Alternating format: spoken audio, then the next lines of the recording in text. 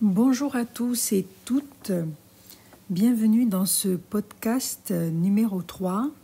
Le tête-à-tête avec Christian Duchossois se poursuit sur les liens entre l'astrologie et le human design. Aujourd'hui, nous allons évoquer la Lune et Mercure en porte.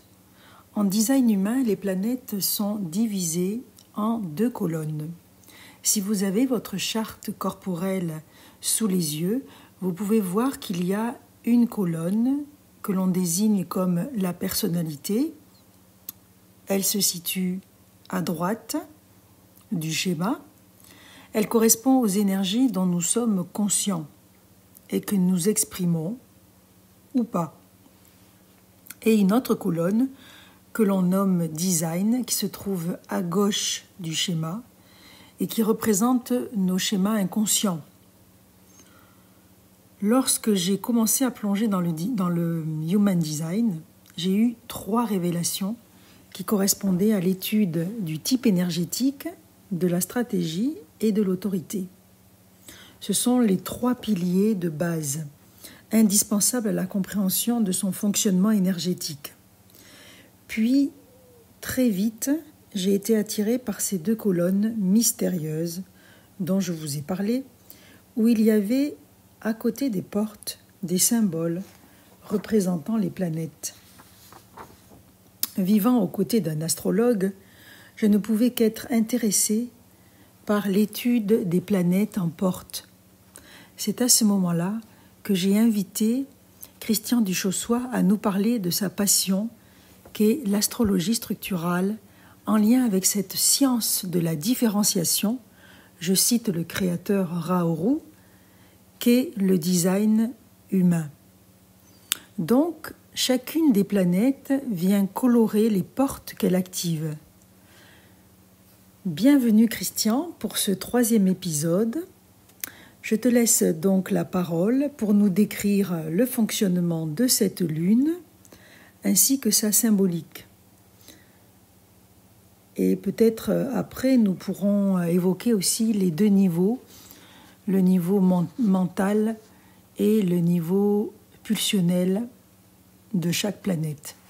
La Lune a beaucoup de significations qui ne sont pas toutes très simples à comprendre parce que la Lune représente le symbole qui parle de choses très profondes, très archaïques, très primitives à l'intérieur de nous, choses qui ont été refoulées par la société, par la culture occidentale. La Lune est très bien vécue, par exemple en Afrique, dans les peuples premiers, mais toute la civilisation occidentale a visé à refouler cette partie de nous-mêmes. C'est pour ça que ce n'est pas si simple à comprendre. Pour simplifier, on va dire que la Lune, c'est la partie archaïque de l'être humain. On pourrait dire la partie primitive, l'état de nourrisson, c'est-à-dire un état de dépendance totale du bébé à la mère jusqu'à ce qu'il devienne autonome, c'est-à-dire grosso modo jusqu'à ce qu'il marche, c'est-à-dire grosso modo autour d'un an, selon les uns, selon les autres. Des fois avant, des fois après. La Lune nous parle donc de cette partie viscérale qui ne se comprend pas avec l'intellect, mais qui se ressent. On pourrait dire que les émotions sont une manifestation de la Lune. Voilà un exemple. Une émotion, ça ne se comprend pas, ça se vit. Après, on peut expliquer, mais on le ressent. La Lune, c'est ça. C'est ce qu'on ressent. C'est notre capacité à être en prise avec notre corps. Donc la Lune, c'est en lien avec le corps, avec la chair, avec le pulsionnel, avec l'archaïque à l'intérieur de nous.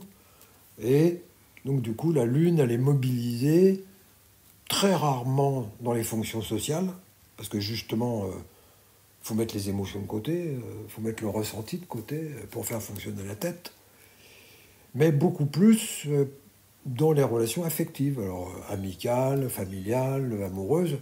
C'est là où la Lune prend de l'importance dans notre vie. C'est là où on a la possibilité d'être le plus en contact avec cette partie de nous-mêmes. La lune représente notre incarnation, comment nous sommes en lien avec notre corps. Quelqu'un qui vit bien sa lune écoute son corps. Quelqu'un qui ne vit pas bien sa lune pour des raisons historiques, familiales, etc., est coupé de son corps, est coupé de ses émotions aussi. Donc il y a certaines personnes, quand on leur parle d'émotions, alors là c'est dérangeant, ça empêche de réfléchir, voire même c'est dangereux.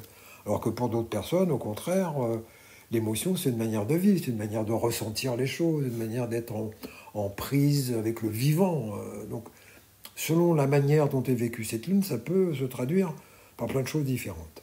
C'est cette partie fondamentalement liée au corps. C'est pas le corps, c'est pas le corps physique. C'est la représentation du corps dans notre cerveau. La manière dont notre cerveau intègre notre corps.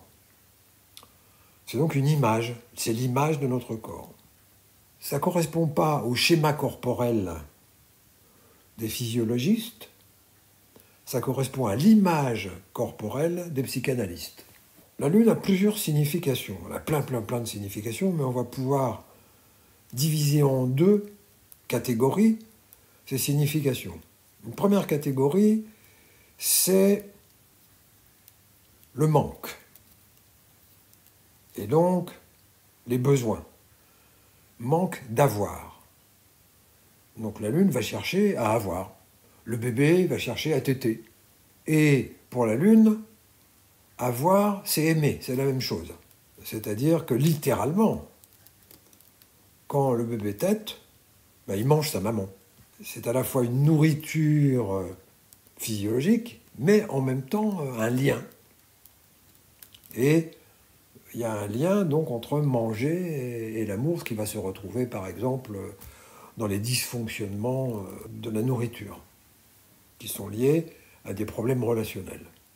À ce niveau pulsionnel, à ce niveau animal, on pourrait dire, la lune représente notre besoin d'avoir, notre besoin de nous remplir, notre besoin de combler un vide, en mangeant, tout simplement.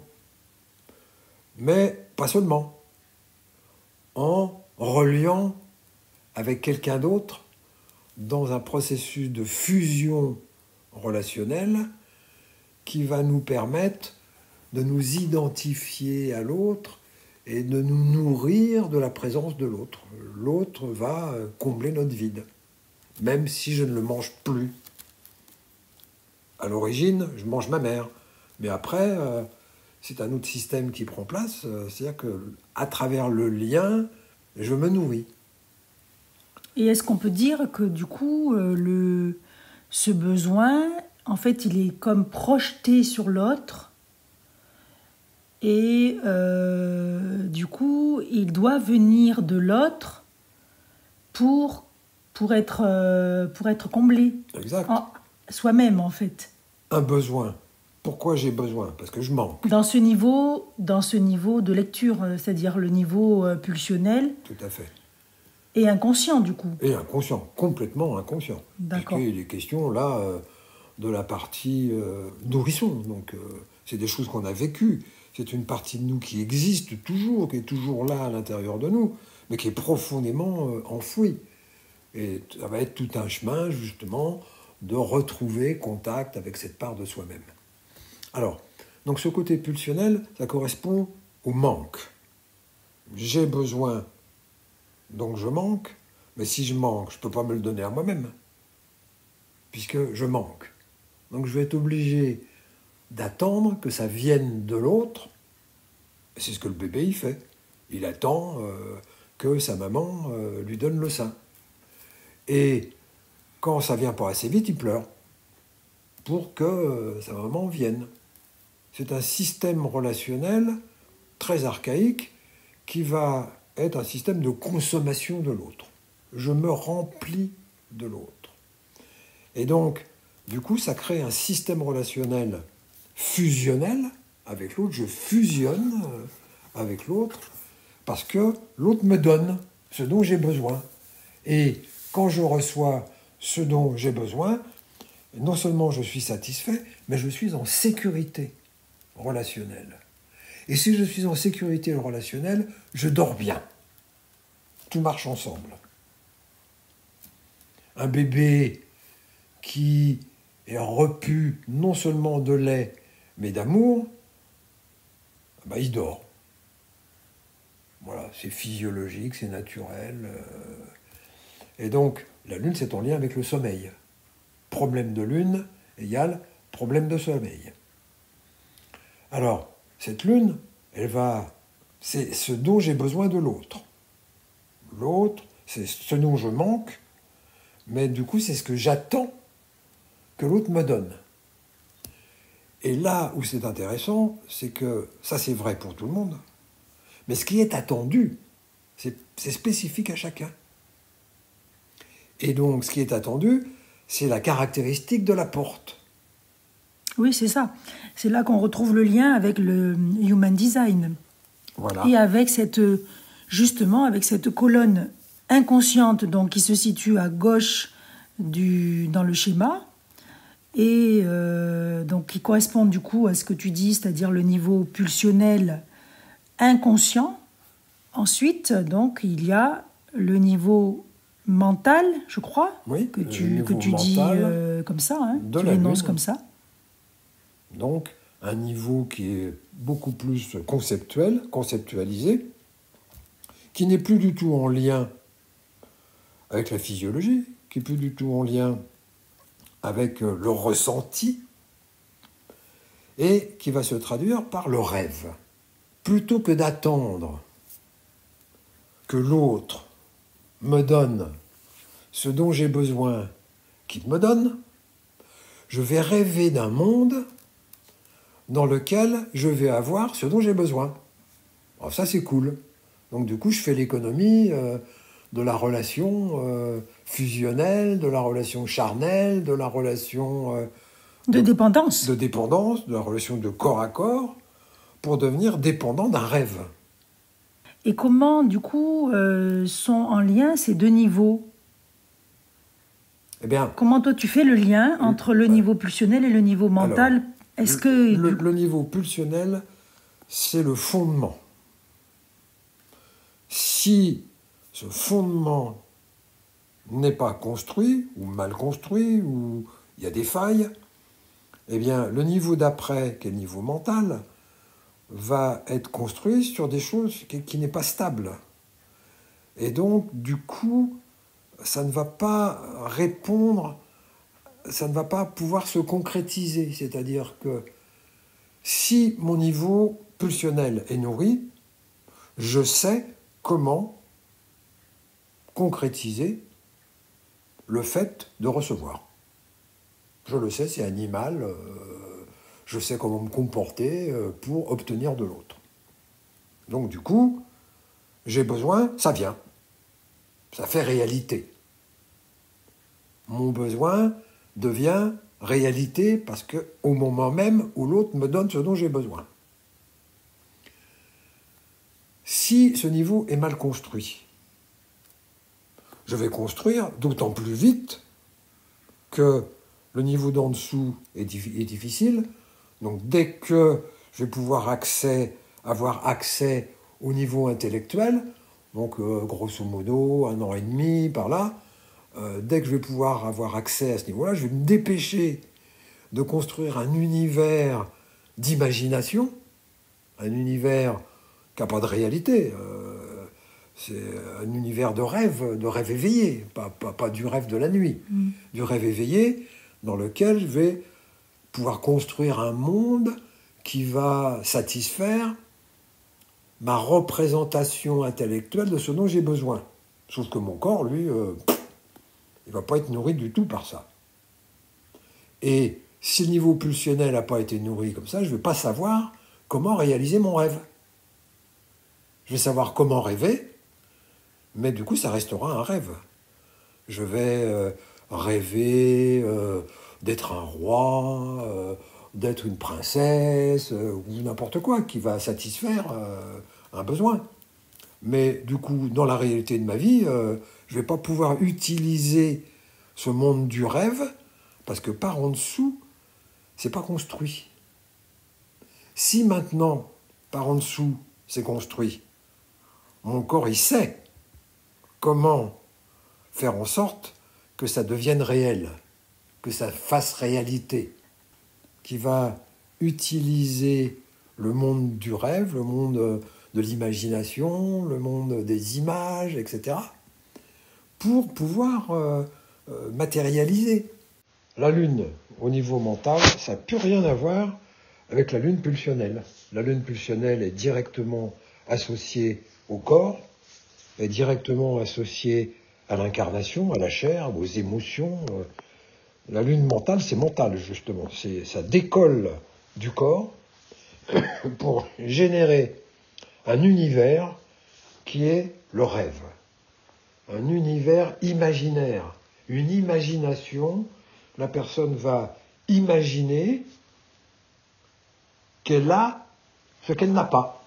Autant la lune en binaire, la lune en pulsionnel, va se débrouiller pour que l'autre lui apporte ce qu'elle n'a pas. La lune en intellectuel, l'autre il est absent là. Ça génère une liberté. Il y a un espace de libération là, puisque la personne va se satisfaire dans son monde imaginaire. Et c'est une satisfaction profonde qui se suffit en elle-même. C'est-à-dire que ce rêve n'a pas besoin de réalisation. Parce que justement, c'est décollé de la réalité. C'est décollé du corps, c'est décollé du pulsionnel, décollé du concret. La personne va inventer des personnages, des histoires dans lesquelles elle va satisfaire dans l'imaginaire ses besoins. Et ces besoins, c'est les besoins qui vont être qualifiés par la porte de la lune mentale. Donc du coup, elle va fantasmer, elle va s'allonger, elle va rien faire. Donc on retrouve le côté passif. Elle va pas du tout, ou alors elle va bâiller aux corneilles, en train tout d'un coup, voilà, c'est quelqu'un qui est dans la lune. On appelle ça quelqu'un qui est dans la lune. C'est-à-dire qui est dans son imagination, dans la création d'un univers qui n'a rien à voir avec le concret, dans laquelle elle va pouvoir fantasmer de vivre ce qu'elle n'arrive pas à vivre dans le concret. Donc du coup, ça fait l'économie de l'autre. Autant la lune dans le pulsionnel est complètement dans la fusion avec l'autre, parce qu'elle va avoir besoin justement que l'autre lui apporte ce dont elle a besoin, mais là du coup, ça la libère du corps à corps. La lune pulsionnelle est dans le corps à corps. Et là, au contraire, hop, la personne n'est plus avec son corps. Elle est avec un monde qui la nourrit autrement, d'une autre manière, d'une manière imaginaire, mais qui est satisfaisante en elle-même. Il n'y a pas besoin que ça passe à l'acte, il n'y a pas besoin que ça se concrétise. Mais est-ce qu'on peut dire que c'est quand même une source d'inspiration, du coup, pour la personne ? Ah ben évidemment, puisqu'elle invente un univers. Donc c'est un lieu de création, mais de création non volontaire. C'est quelque chose qui monte de l'intérieur. Comme un moteur ? C'est comme un moteur, c'est quelque chose où elle va se sentir active, mais pas dans le concret, puisque dans le concret, elle est allongée sur le canapé, dans le concret. Mais alors, à l'intérieur, elle vit plein d'aventures, des actions, des choses extraordinaires, qui génèrent un univers complètement utopique, mais en même temps qui est une vraie création. Et la personne, elle ne sait même pas qu'elle fait ça. C'est naturel. Elle bâille aux corneilles, elle est là en train de rêvasser, nanana. Mais du coup, ça peut être une source d'inspiration si la personne pose la conscience sur ce mode de fonctionnement automatique, parce qu'il n'y a aucune conscience là, et ben, du coup, ça la met en contact avec quelque chose d'extraordinaire. Et donc ça peut être complètement source d'inspiration pour un artiste, par exemple, qui va pouvoir, pour un artiste, pour un écrivain, pour peu importe, qui va pouvoir piocher dans cet univers extraordinaire pour en faire autre chose. C'est la muse que nous avons à l'intérieur de nous, à condition de poser la conscience dessus. Parce que la personne qui est en train de rêvasser, elle ne sait pas qu'elle est en train de rêvasser. Elle est ailleurs, elle n'est pas là, elle est hop, ailleurs. Mais cette source d'inspiration peut être manifestée, peut se manifester. Absolument. Peut se concrétiser aussi. Oui, à ce moment-là, c'est une autre planète qui prend la relève. C'est une autre partie de l'être humain qui va pouvoir piocher dans cette extraordinaire richesse pour mettre en œuvre. Mais ce n'est pas la Lune qui va mettre en œuvre. Elle se satisfait de son univers onirique. Et est-ce que nous pouvons, les uns et les autres, basculer de la Lune inconsciente à la Lune consciente, donc du niveau pulsionnel au niveau mental? Alors, c'est tout à fait possible, mais c'est pas simple. Parce que quand on passe du niveau pulsionnel au niveau mental, il y a une coupure qui se fait, qu'on rencontre en psychanalyse, voilà. Il y a une coupure qui fait que le niveau pulsionnel est refoulé, on n'y a plus accès. Et quand la personne est dans son imaginaire, elle ne s'occupe pas de son corps. Elle en est coupée. Donc, par exemple, cet imaginaire, c'est ce que la société récupère pour mettre le grappin sur la population. À travers les films qui nous font rêver, à travers les romans qui nous font rêver, à travers les réalités virtuelles qui nous font rêver, c'est-à-dire qu'ils vont nourrir cet imaginaire parce que, justement, c'est la partie passive de nous-mêmes. Mais c'est une partie passive active. C'est-à-dire que le corps, il est passif. Mais alors, l'imagination est absolument réjouie et elle est hyperactive. Mais le corps, lui, il est passif. Et ça intéresse la société, parce que ça rend la personne passive. Alors c'est une partie positive de nous-mêmes, mais si ça fonctionne à notre insu, si je ne m'autorise pas le rêve, eh bien la société va m'attraper par mon manque de rêve.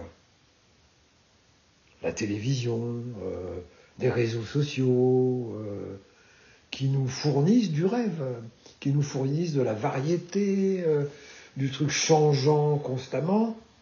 Et donc, on peut se faire attraper, parce que le système social va être conçu pour ça, si notre univers de rêve n'est pas suffisamment nourri, n'est pas suffisamment actif à l'intérieur de nous, on va être assoiffé.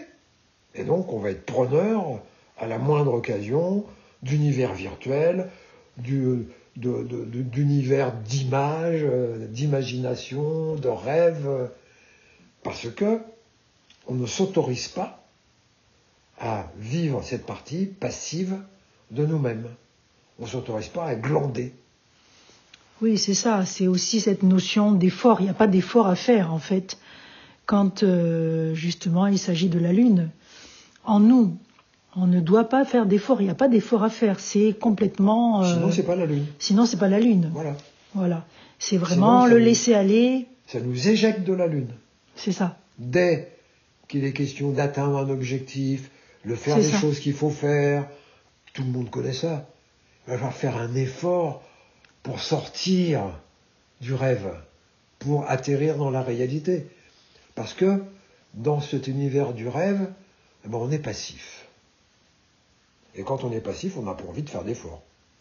D'accord. Donc maintenant, peut-être qu'on pourrait prendre des exemples. Oui, tout à fait. pour interpréter donc une planète qui est la Lune en porte. Donc la porte, c'est la forme que prend la Lune. Alors on va prendre l'exemple de la porte 28. C'est une porte qui me fait penser au conte La jeune fille sans main, décrit et analysé par l'autrice Clarissa Pinkola Estés dans Femmes qui courent avec les loups. Il y est question d'errance, de démembrement, de passage entre les mondes, celui d'en dessous et celui d'en dessus. La jeune fille a senti le souffle brûlant de la mort, elle a bravé les forêts qui la grippent, les racines qui la font trébucher, elle traverse toutes sortes de territoires, mais elle ne renonce jamais à s'engager dans sa propre vie en embrassant tout sur son chemin. D'ailleurs, cette porte est aussi appelée « embrasser la vie ». C'est pouvoir se tenir dans l'instant présent, c'est le seul moyen de rassembler les parties de soi et de ressentir la totalité de son être. La personne qui a la porte 28 considère la vie comme une grande scène de théâtre, elle en est l'actrice et peut jouer à sa guise. C'est comme si elle surfait sur la grande vague de l'existence. Le non-soi de cette porte 28 serait de reporter sa vie au lendemain. Dans le cas qui nous occupe, il y a la Lune qui est située dans la porte 28. C'est ça. Donc, qu'est-ce que ça apporte le fait que ce soit la Lune? Donc, au niveau inconscient. Hein, oui, parce qu'au niveau conscient, ça va être une autre interprétation. Donc, ce que on attend de l'autre. C'est ce qu'on attend de l'autre. Là où la personne va se sentir sécurisée, en sécurité, c'est quand elle va être connectée au quotidien. Pas une fois tous les mois. C'est quand elle va être connectée au quotidien avec quelqu'un qui vit de cette manière-là. Avec quelqu'un qui embrasse la vie à fond, qui prend des risques et qui se plante et qui redémarre. C'est ce qui va permettre à la personne de pouvoir se sentir sécurisée parce que l'autre lui apporte ce dont elle a besoin. C'est-à-dire qu'en accrochant le wagon à cette personne-là, la personne va partager avec l'autre ce que l'autre vit. La Lune, elle fusionne. Donc elle va fusionner avec quoi? Avec prendre la vie à plein bras. Avec savoir que l'autre sache ce qu'il veut, que l'autre s'engage dans ce qu'il veut, quitte à se planter. C'est pas le problème pour la Lune. Pourvu que l'autre, il soit pas gna gna gna gna gna gna gna. Alors là, elle est complètement insécure. L'autre, il sait ce qu'il veut, il y va, il prend des risques, il se plante pas. Ça, c'est pas important. Ce qui est important, c'est qu'il prenne le risque de se planter. Et donc, pour la même personne, la porte au niveau conscient et la porte 63, c'est le détective. Invite à embrasser le doute comme un outil d'exploration et de découverte, tout en veillant à ne pas laisser ce doute devenir paralysant ou destructeur. C'est un appel à utiliser le questionnement de manière constructive pour avancer dans la compréhension de soi et du monde.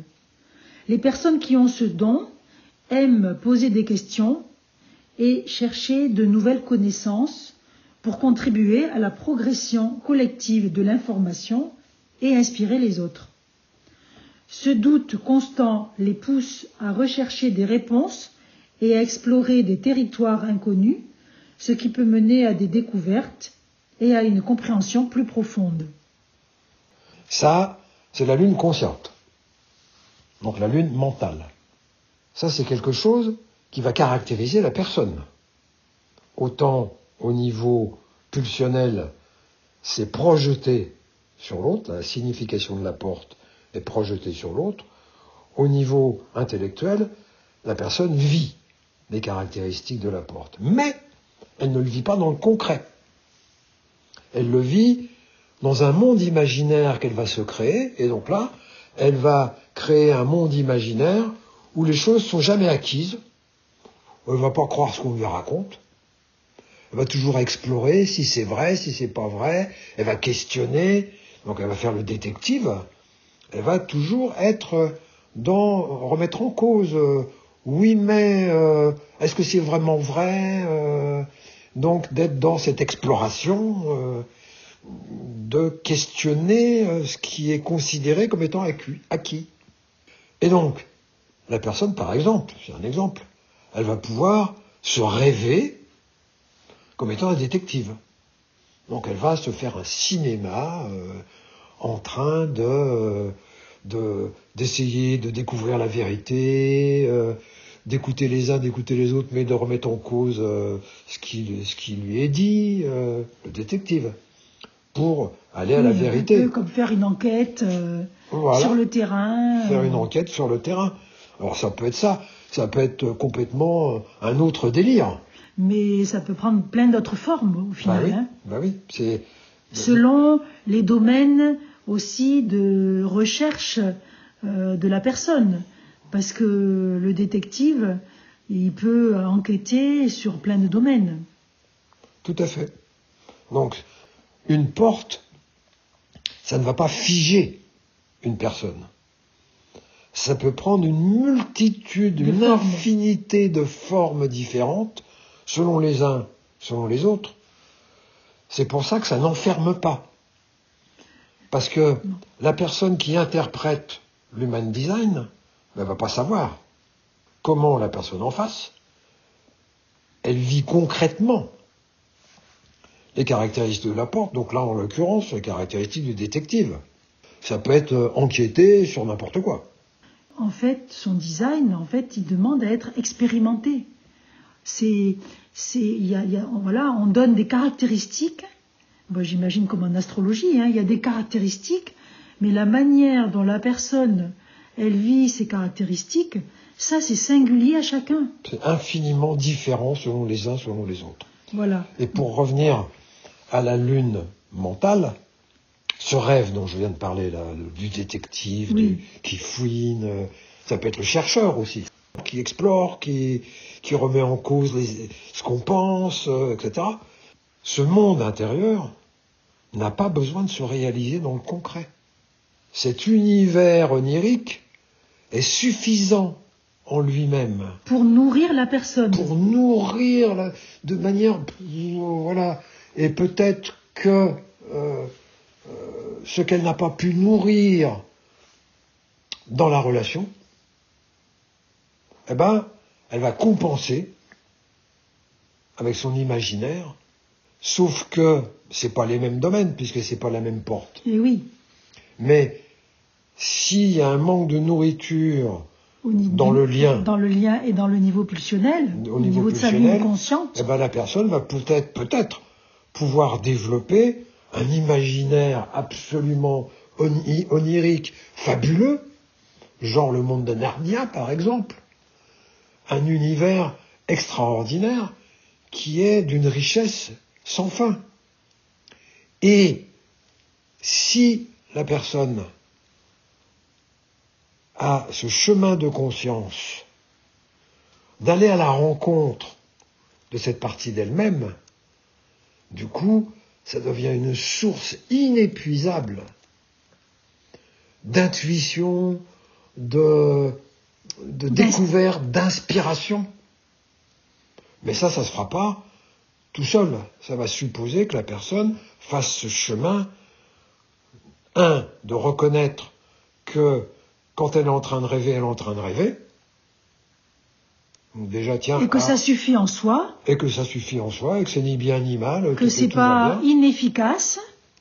Parce qu'il y a cette notion-là. Exact. C'est-à-dire, on peut aussi penser qu'on perd notre temps, que ça sert à rien, etc. Alors qu'en fait, de ce niveau-là... On perd notre temps, socialement parlant. Oui. Voilà. Ben oui, c'est ça. Mais personnellement, on nourrit quelque chose. Donc on ne perd pas son temps. Par contre... Mais ça peut être une croyance. Ah bah oui. Par contre, toute la question va être le temps passé à ça. Voilà, il est question de trouver la juste mesure. C'est-à-dire que si je reste allongé sur mon canapé 24 heures et que ensuite je quitte mon canapé pour aller dans le lit, il y a un problème. Il y a un problème à la L'équilibre, réalité. bien sûr, bien sûr. Mais l'idée, c'est de trouver la juste place, qui n'est pas simple dans notre société, de cette part de nous-mêmes qui est extraordinairement importante. Et que l'enfant nourrit très abondamment. C'est reconnu des psychanalystes. Quand il est dans son monde intérieur, quand il est où il n'y a plus rien qui existe de l'extérieur, c'est des moments extrêmement importants de la psyché, de l'enfant créateur. Il ne fait rien dans le concret. Comme pour toutes les portes, il appartient à chacun et à chacune de regarder comment ça résonne en soi et d'observer avec attention quel habit revêt la porte qui est active dans son design. Nous allons nous arrêter là pour ce podcast. Nous poursuivrons avec la planète Mercure dans un prochain podcast. Pour en savoir davantage sur Christian Duchossois et sur ses activités, vous pouvez consulter le site de Christian, astrologiestructurale.me, et vous pouvez aussi me suivre sur Facebook, sur ma page professionnelle qui se nomme Human Design, Mutessence, revenir vers soi. Vous pouvez écouter également d'autres conférences sur l'astrologie exclusivement sur la chaîne YouTube de Christian Duchossois intitulée Astrologie structurale. Merci à tous et toutes pour votre écoute et nous vous retrouvons le mois prochain pour l'épisode 4.